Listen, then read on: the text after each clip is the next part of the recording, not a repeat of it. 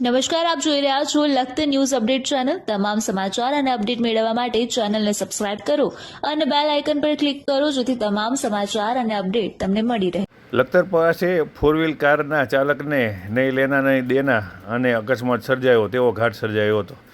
લખતર પાસે પિકઅપ અને આઈશર વચ્ચે અકસ્માત સર્જાયો હતો, ત્યારે વાહન ચાલકો મોટી સંખ્યાની અંદર આ અકસ્માત જોવા માટે થઈ અને પોતાના વાહનો રસ્તા ઉપર જ ઊભા રાખી અને બેદરકારી દાખવી રહ્યા હતા। ત્યારે એક આઈશર ચાલક છે તે પોતાની આઈશર રસ્તા વચ્ચે જ ઊભું રાખી અને જે અકસ્માત થયો હતો તે જોવા માટે થઈ અને ઊભો રહ્યો હતો। ત્યારે કડુથી લખતર તરફ આવી રહેલ ફોર વ્હીલ કારના ચાલક દ્વારા પોતાને ધ્યાન નહીં રાખતા પોતાનું ફોર વ્હીલ કાર આઈશર સાથે ભટકાડી દીધું હતું।